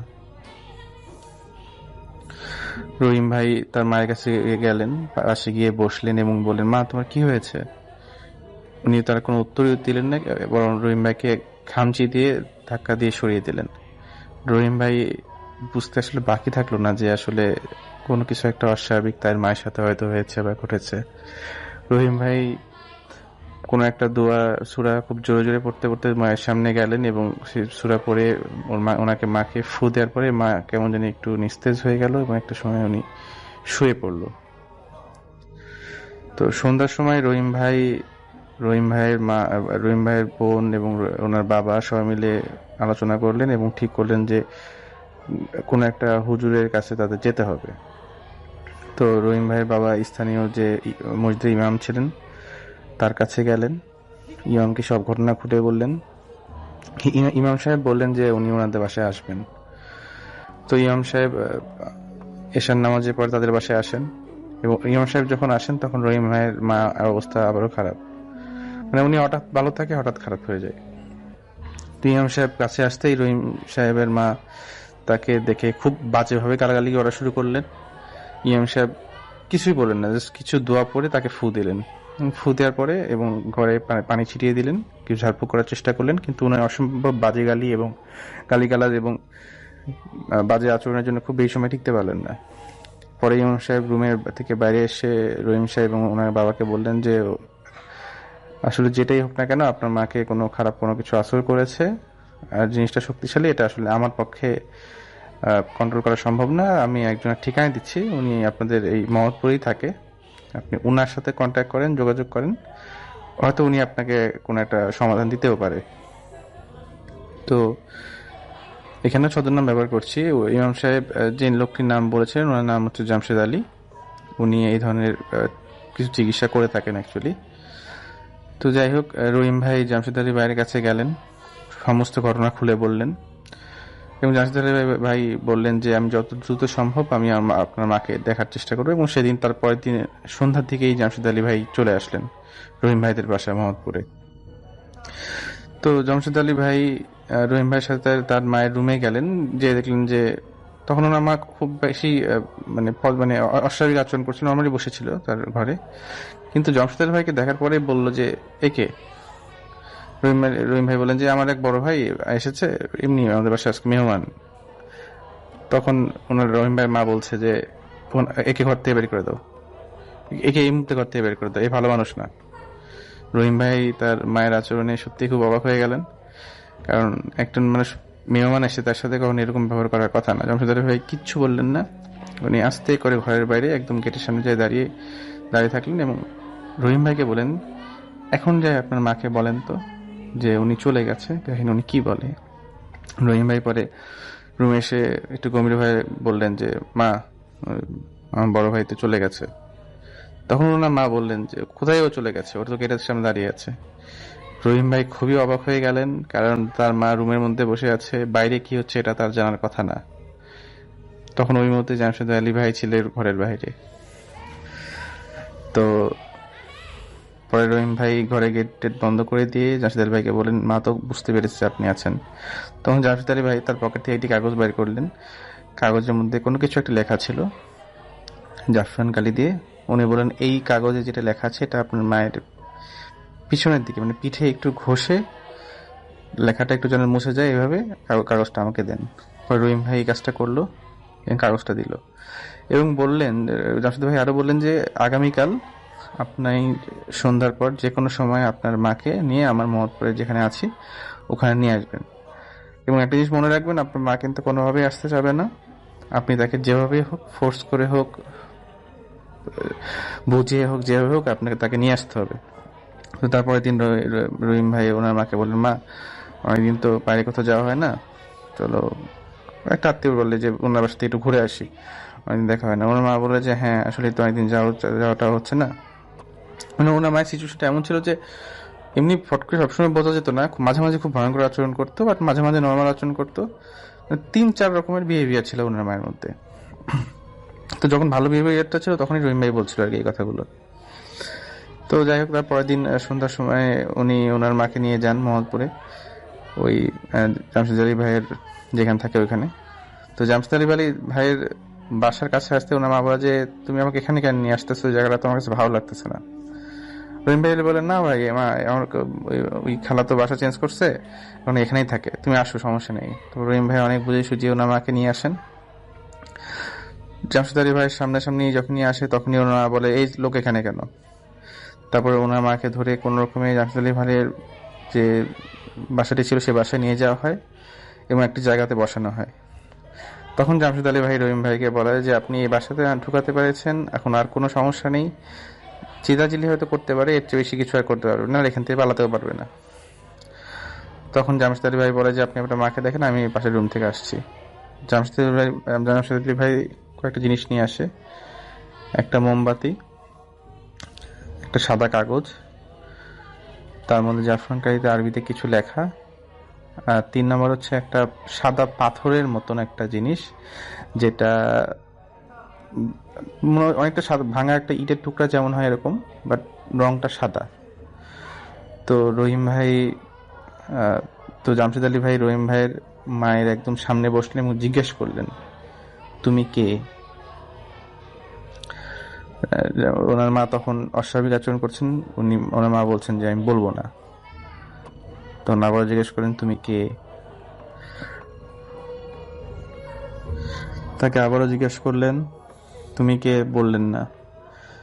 এবার জামশেদ ভাই তার হাতে যে সাদা রঙের যে পাথরের মতো যে জিনিসটি ছিল ওটি তার রহিম ভাইয়ের মায়ের নাকের কাছে ধরতেই রহিম ভাইয়ের মা কেমন জানি কেঁপে উঠলো এবং বললো হ্যাঁ আমি বলছি, আমি যা জিজ্ঞেস সব বলবো। তখন জামশেদ ভাই বললেন যে তুমি কে। তখন বললো আমার নাম ওরামা। তুমি কি চাও, কিছু বললো না। তুমি কিভাবে এসেছো আর কেনই বা ওর ভিতর ওকে ওর এরকম ক্ষতি করছো। তখন বলল যে মানে কিভাবে আসছে সেটা বললো, সেটা হচ্ছে ওই যে 2016 সালে ওনার খালা প্রথম যখন প্রেগনেন্ট হয় তখন একবার রাত্রেবেলা ছাদে চলে গিয়েছিল, ওই সময় 2টা জিন ওই বাসার ছাদে ছিল। তো একটা জিন ছিল মানে ছাদের একদম কর্নারে কার্নিশে বসেছিল এবং একটি জিন ছিল পাশের আম গাছে। তো রহিম ভাইয়ের খালা যখন যায় এবং উনি যে একদম জিনের উপরে যেয়ে বসে, জিনটি পুরোপুরি ঢেকে যায় এবং তার চুল পুরোপুরি খোলা ছিল ওই সময়। তো জিনের তাকে খুব ভালো লেগে যায় এবং জিন ওই সময় তাকে পজেস্ট করে প্রথম। এবং পাশে যে গাছের মধ্যে যে আম গাছটি ছিল, আম গাছের মধ্যে যে খারাপ জিনটি ছিল, এই জিনটি রহিম ভাইয়ের মাকে পরবর্তীতে পজেস্ট করে। এবং তখন জামশেদ ভাই ওখানে আরো জানা যায় যে এই 2টা বাচ্চা যে মারা গেছে, 2টা বাচ্চা আসলে এই জিনগুলো তার খালাকে মাকে আসলে একটু পছন্দ করতো, তো সেই কারণে ওনাদের যে সন্তানাদি আছে এবং আস্তে আস্তে এটা সবাইকে ধ্বংস করতে চেয়েছিল। এবং নতুন ছোট ছোট ছোট যে বাচ্চাগুলো ছিল তাদেরকে, 2টা বাচ্চা যে হয়েছিল তাদেরকে তারাই মেরেছিল। এবার জামশেদ আলী ভাই তার হাতে প্রথমে যে বললাম যে কাগজ নিয়ে এসেছিল, মোমবাতিটা ধরালো, মোমবাতির উপরে একটা কাগজ ছিল যেটা রহিম ভাই হাতে দিল। রহিম ভাইকে বললো যে আপনি আস্তে আস্তে মোমবাতির উপর কাগজটা ধরবেন, একসময় দেখবেন যে কাগজটার অনেক উপরে মোমবাতি ধরবেন যেন কাগজটা খুব বেশি মানে কাগজটা গরম লাগে এবং লেখাগুলো দেখবেন যে আস্তে আস্তে সরে যাবে আর কি, মুছে যাবে লেখাগুলো। তো লেখাগুলো যখন মুছে যাবে তখন আপনার মা একটু হয়তো কষ্ট পাবে, বাট আপনি এটা করবেন, এটা আপনাকে করতে হবে যেহেতু আপনি তার সন্তান। তো রহিম ভাই ওইভাবে একটা নির্দিষ্ট উচ্চতায় কাগজ ধরলো এবং প্রচন্ড হিটে কাগজের উপরে যে লেখাগুলো ছিল জাফরানকারীতে, এই কাগজের লেখাগুলো আস্তে আস্তে সরে যাচ্ছিল এবং ওনার মা অস্বাভাবিক আচরণ করছিল, মনে হচ্ছে যে একদম পাগল হয়ে যাবে এবং পুরো ঘরের মধ্যে কেমন জানি একটা মানে গুমোট একটা আবহাওয়া হচ্ছিল, মানে খুব বাজে গন্ধ, প্রচন্ড গরম, মানে অস্বাভাবিক একটা অস্বস্তিকর পরিবেশ ওই পুরো রুমটার মধ্যে হয়েছিল। তো একটা সময় পুরো লেখাটা যখন রহিম ভাই পুরো কাগজটাই যখন ওইভাবে গরম করলেন এবং একটা সময় পুরো লেখাগুলো সবগুলো যখন চলে গেল, রহিম ভাই মায় আস্তে করে ওখানে পড়ে গেলেন। তো যাই হোক, কিছুক্ষণ আধা ঘন্টা পরে জামশেদ আলী ভাই একটা পড়া পানি তার মায়ের মুখে ছেড়েলেন এবং তার মায়ের জ্ঞান ফিরল। জ্ঞান ফিরে উনি প্রথম যে জিজ্ঞাসা কথাটা বলেন যে আমি কোথায়, আমি এখানে কেন। পরে রহিম ভাই, জামশেদ আলী ভাই বললেন যে উনি আসলে এই কয়েকদিন অনেক কিছুই ওনার কিছু মনে নেই। পরে রহিম ভাই ওনার মাকে নিয়ে ওখান থেকে তারা বাসায় চলে যান। একইভাবে তার খালারও চিকিৎসা করা হয়। তাদের দুজনেকেই আসলে দুটি জিন পজেস করেছিল, এই কারণে তাদের ক্ষতি হয়। পরে জামশেদ আলী ভাই, পরে ওনার যে মামা অ্যাকচুয়ালি আছেন, বড় মামা, যাকে সবাই খুব সম্মান করতো, মামা পরে জামশেদ আলী ভাইকে হাদিয়া স্বরূপ কিছু দিতে চেয়েছিলেন, কিন্তু জামশেদ আলী ভাই পুরোপুরি না করে দেন এবং উনি বলেন যে আমি আজ পর্যন্ত অনেক মানুষের উপকার করেছি, কখনো কোনো কিছু নেইনি, আর আপনি যদি আমার জন্য কোনো কিছু দিতে চান সেটা কোনো একটা এতিমখানাতে কিছু বাচ্চার 1 মাসের কিছু দিনের দায়িত্ব নেন, সেটা আমার জন্য অনেক হবে। পরবর্তী জামশেদ ভাই আসলে কখনোই কোনো টাকা পয়সা নিতেন না কারো কাছ থেকে, উনি এরকমভাবে অনেকেরই হেল্প করেছেন। তো যাই হোক, এটাই ছিল ঘটনা। আসসালামু আলাইকুম রাসেল ভাইয়া, আমার নাম মাহমুদ সোহাইব। আমি আজকে যে ঘটনাটি বলবো এইটা পাঠিয়েছেন আমাদেরকে আহমেদ ভাইয়া। তিনি বলেছেন, ভাইয়া আমি যখন ঘটনাটি লিখেছি তখন আমি আমার নিজের ভিতরে নিজেকে হারিয়েছি। সময় যেখানে থমকে থাকে, যেখানে মৃত্যুর গন্ধ বাতাসের আগে মানুষের কানে ফিসফিস করে কথা বলে, 7টি দরজার আড়ালে লুকানো রহস্যটি হয়তো আপনার অস্তিত্বকেই মুছিয়ে দিতে পারে। এই অভিশপ্ত কক্ষটি খোলার সাহস আপনাদের কি আছে, যেখানে নিজের মৃত্যুকে নিজেই আলিঙ্গন করতে হয়? এই গ্রামের নাম শুনলেই বুকটা কেমন যেন কেঁপে ওঠে। নিশিনগড় জনশ্রুতি আছে, এই গ্রামের সূর্য ডোবার পর বাতাস অন্যভাবে কথা বলে, কিন্তু অয়ন সব সময় এসব বিশ্বাস করার পাত্র নয়। আধুনিক যুগের ছেলে এবং সে যুক্তিবাদী। তার কাছে ভূত প্রেত মানেই মনের ভুল কিংবা চোখের বিভ্রম। বন্ধুর সাথে বাজি ধরে সে রাত কাটাতে এসেছে গ্রামের শেষ প্রান্তে দাঁড়িয়ে থাকা সেই বিশাল জীর্ণ জমিদার বাড়িতে। এই বাড়িটা নিয়ে কত শত গল্প। লোকে বলে 7 দরজার বাড়ি, নিচতলায় লম্বা একটা করিডোর ধরে 7টি দরজা সারিবদ্ধভাবে সাজানো আছে। 6টি দরজা স্বাভাবিক খোলা থাকে, কিন্তু 7ম দরজাটা কখনোই খোলা যায় না। এভাবে অনেকেই অনেক কিছু বলেছে। আর ওই 7ম দরজা যারা খোলার চেষ্টা করেছে তারা কেউ স্বাভাবিকভাবে ফেরেনি। অয়ন যখন বাড়ির সদর দরজা দাঁড়ালো তখন ঘড়িতে রাত 10টা বাজে সবে মাত্র। চারপাশে সবাই নিঝুম, ঝিঝি পোকার ডাকটাও এখন কেমন যেন কর্কশ শোনাচ্ছে। হাতে একটা শক্তিশালী টর্চ আর কাঁধে ব্যাগ। করিডোরে পা রাখতেই এক অদ্ভুত ব্যবসা গন্ধ তার নাকে আসলো। এটা কেবল ধুলোবালি বা পুরনো কঠোর গন্ধ নয়, এর সাথে মিশে আছে পচা মাংসের এক হালকা আভাস। অয়ন নিজের মনকে শান্ত করার চেষ্টা করলো। পুরনো বাড়ি, ইঁদুর টিদুর মরে পড়ে থাকতে পারে। করিডোরের প্রথম দরজাটা ধাক্কা দিতেই ক্যাচ ক্যাচ শব্দ করে খুলে গেল। ভেতরে ধুলোর আস্তরণ জমা কিছু ভাঙা আসবাবপত্র।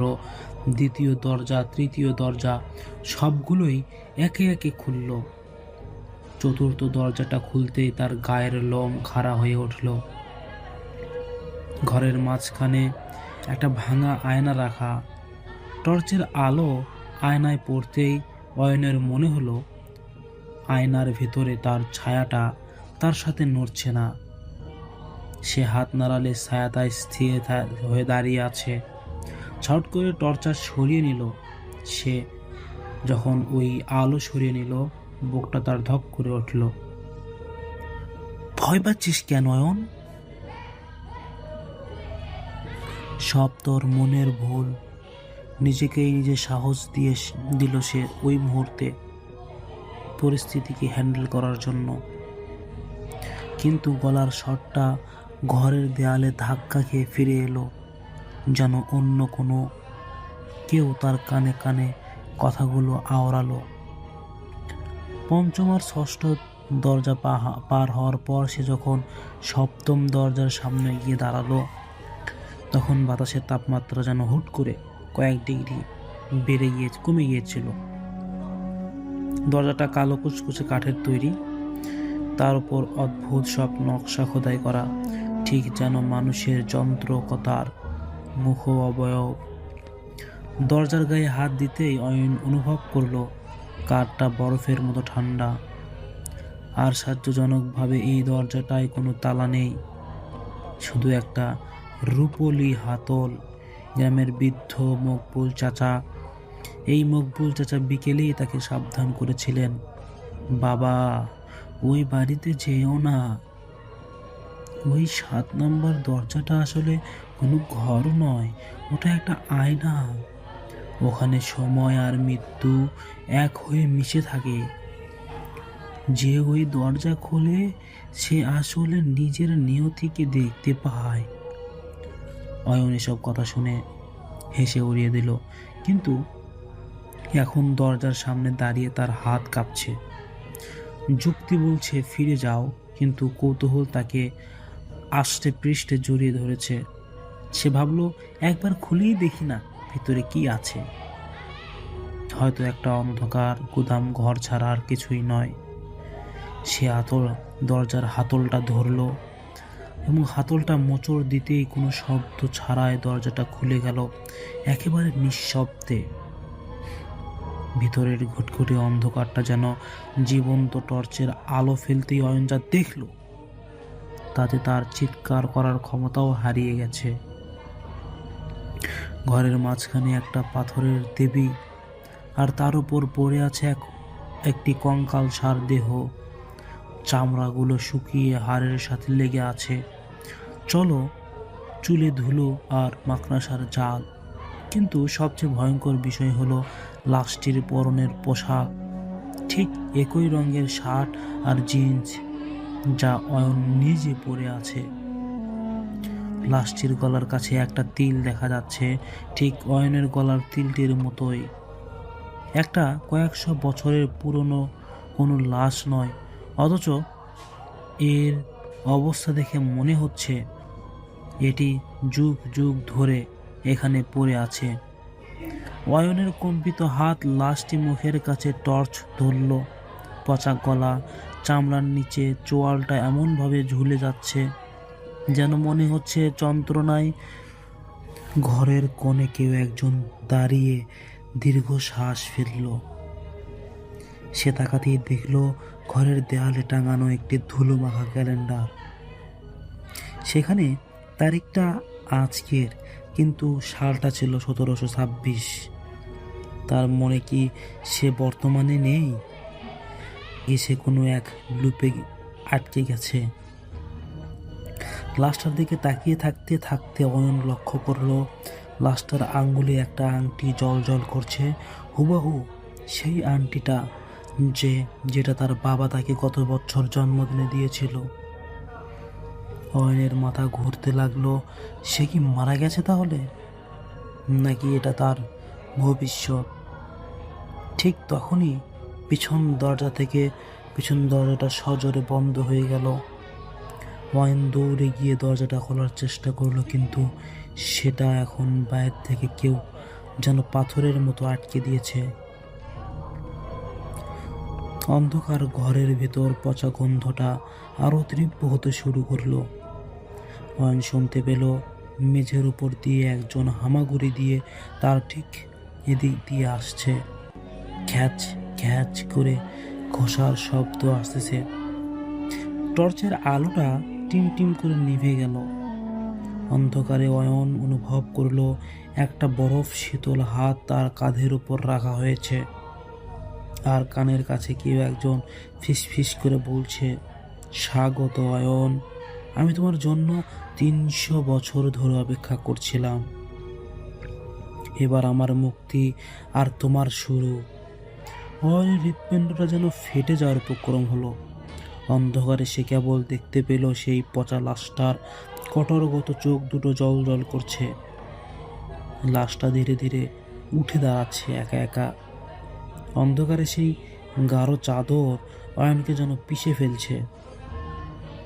কাঁধের উপর রাখা সেই হাতটি আঙ্গুল নয়, বরফের চেয়েও বেশি শীতল, কিন্তু তার স্পর্শে অয়নের চামড়া যেন পুড়ে যাচ্ছে। সে চিৎকার করতে চাইল, কিন্তু গলা দিয়ে কোনো স্বর বের হলো না। কেবল একটা ঘরে শব্দ হলো এবং টিম টিম করে জ্বলে ওঠা টর্চের আলো শেষবারের মতো একবার জ্বলে উঠতেই নিভে গেল। কিন্তু ওই 1 সেকেন্ডের আলোতে অয়ন যা দেখল তা দেখার জন্য সে মানসিকভাবে প্রস্তুত ছিল না। তার সামনে দাঁড়িয়ে থাকা সেই পচা লাশটার মুখ ধীরে ধীরে বিকৃত হয়ে হাসতে শুরু করেছে। সেই হাসিতে কোনো আনন্দ নেই, আছে এক আদিম হিংস্রতা। কে কে কে আপনি? কি চান আমার কাছে? অয়ন কোনো মতে তোতলাতে কথাগুলো বলে কয়েক পা পিছে গেল। তার ঠিক পিঠ দেয়ালের সাথে ঠেকে গেছে। দেয়ালটা যেন ভিজে স্যাঁতস্যাঁতে, আর এখান থেকে চুইয়ে চুইয়ে রক্ত বা ওই জাতীয় কোনো গাঢ় তরল পড়েছে। লাশটা অদ্ভুত এক যান্ত্রিক ভঙ্গিতে এগিয়ে এলো। তার চোয়াল নড়ছে, আর প্রতিটি নড়াচড়ায় শুকনো হাড়ের ঘর্ষণের শব্দ পুরো নিস্তব্ধ ঘরে প্রতিধ্বনি হচ্ছে। লাশটা কথা বলে উঠল, আর সেই কণ্ঠস্বর শুনে অয়নের হৃৎপিণ্ড যেন এক মুহূর্তের জন্য থমকে গেল। ওটা ঠিক তোরই কণ্ঠস্বর, শুধু তাতে যেন মিশে আছে 100 বৎসরের হাহাকার। আমি তো তুমি অয়ন, আমি এই ঘরের শেষ অংশ, যেটাকে তুমি ভুলে যেতে চেয়েছিলে। তুমি কি মনে করেছিলে এই বাড়িতে পা রাখাটা কেবল একটি বাজি ছিল? না, তুমি এখানে ফিরে এসেছো। তোমার রক্ত এই মাটি চেনে। অয়ন পাগলের মতো দরজায় কিল ঘুষি মারতে শুরু করলো। খুলুন খুলুন, কেউ আছেন, আমাকে বাঁচান। এটা অসম্ভব, আমি ওখানে মরে পড়ে থাকতে পারি না। তার নখগুলো কাঠের দরজায় আঁচড় কাটাতে কাটতে রক্তে ফেটে বের হতে লাগলো, কিন্তু দরজাটা যেন পাহাড়ের মতো অটল। লাশটা এবার অয়নের একদম কাছে চলে এসেছে। পচা মাংসের সেই তীব্র উগ্র গন্ধে অয়নের বমি বমি ভাব প্রবল হলো।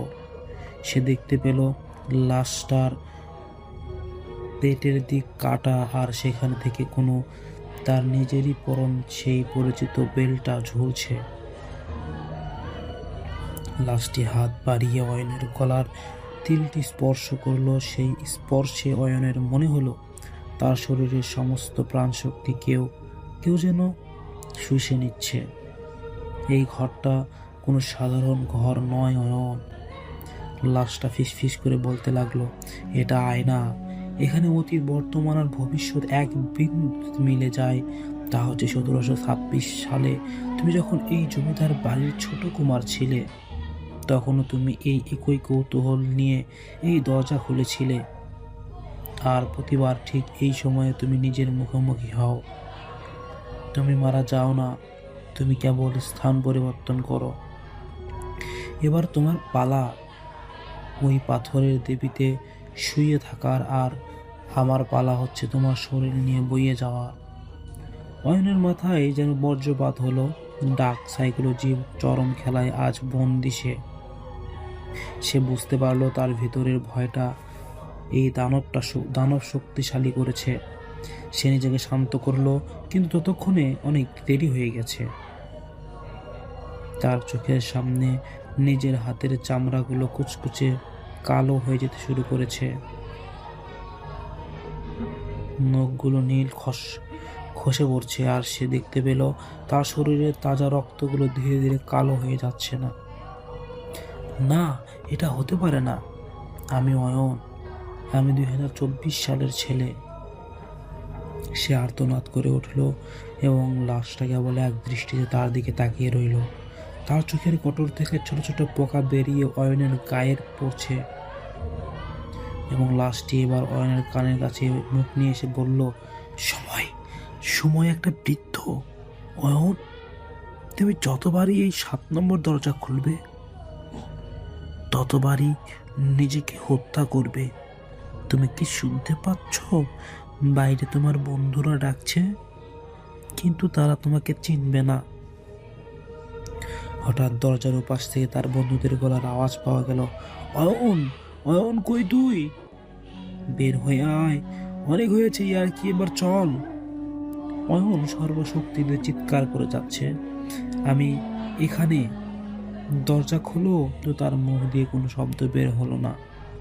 তার পরিবর্তে সে অনুভব করলো তার ঠোঁট দুটো একে অপরের সাথে জোড়া লেগেছে। তার শরীরের হাড়গুলো মরমর করে ভেঙে ছোট হয়ে আসছে। সে মেঝের উপর লুটিয়ে পড়ল। অন্যদিকে সেই পচা লাশটা ধীরে ধীরে সোজা হয়ে দাঁড়ালো। তার শরীরের পচা চামড়াগুলো খসে পড়ে, সেখানে নতুন সতেজ চামড়া গজাতে শুরু করেছে। কয়েক সেকেন্ডের মধ্যে সেই বীভৎস কঙ্কালটি হুবহু নয়নের মতো রূপ ধারণ করলো। তারপর তার পরনের পরিষ্কার শার্ট, চোখে সেই চশমা ধীর অবস্থায় অয়নের হাত থেকে টর্চটা তুলে নিল। দরজাটা এবার নিজে থেকেই খুলে গেল। বাইরে চাঁদের আলো করিডোরে এসে পড়েছে। নতুন অয়ন ঘর থেকে বের হয়ে এলো। সে একবার পেছন ফিরে মেঝের দিকে তাকালো, যেখানে সে আসল অয়ন এখন দলা পেঁচে মাংস আর হাড়ের স্তূপ হয়ে পড়ে আছে। অয়নের চেতনা তখনও বিলুপ্ত হয়নি, সে ঝাপসা পড়ে আছে। অয়নের চেতনা তখন বিলুপ্ত হয়নি, সে ঝাপসা চোখে দেখলো তার নিজের প্রতিচ্ছবিটা তাকে ফেলে রেখে চলে যাচ্ছে। অয়ন শুনতে পেল তার বন্ধু বলছে, আরে এই তো অয়ন, কিরে ভিতরে কি দেখলি? এত দেরি কেন হলো তো? নতুন অয়ন একটা শীতল হাসি দিয়ে বলল, কিছু না রে, ভিতরে শুধু অন্ধকার আর ধুলো। 7 নম্বর দরজার রহস্য আসলে কিছুই না, মানুষের কল্পনা মাত্র। চল এখান থেকে আমরা চলে যাই। তারা সবাই মিলে হাসতে হাসতে বাইরে চলে গেল, আর পেছনে পড়ে রইল সেই অভিশপ্ত ঘর। অয়ন এখন সেই পাথরের দেবীতে পড়ে আছে। তার শরীরটা কয়েকশো বছরের পুরনো লাশের মতো কুঁকড়ে গেছে। সে নড়তে পারছে না, কথা বলতে পারছে না। সে কেবল অপেক্ষা করছে আবার কোনো এক সময়, হয়তো তার 100 বছর পর কেউ একজন কৌতূহল নিয়ে সেই 7 নম্বর দরজা খুলবে। আর সেদিন অয়ন আবার সুযোগ পাবে তার প্রাণ শক্তি ফিরে পাওয়ার। দরজাটা ক্যাচ ক্যাচ শব্দে বন্ধ হয়ে গেল। চারপাশের দেয়াল থেকে ফিসফিসানি শব্দ ভেসে আসতে শুরু করলো। অন্ধকারটা যেন অয়নকে গ্রাস করে নিল। বাতাসের শব্দটা ছিল এক দীর্ঘশ্বাস, আর জানান দিচ্ছিল এই বাড়ির 7 নম্বর দরজার রহস্য কোনোদিন শেষ হবে না। কারণ মৃত্যু যেখানে শেষ হয়, যেখানে অন্য এক যন্ত্রণা হয়। অয়নের নিথর দেহটা চোখের কোণ দিয়ে এক ফোঁটা কালো রক্ত গড়িয়ে পড়ল, তার শেষ কান্নার সাক্ষী হয়ে রইল। ধন্যবাদ। আসসালামু আলাইকুম।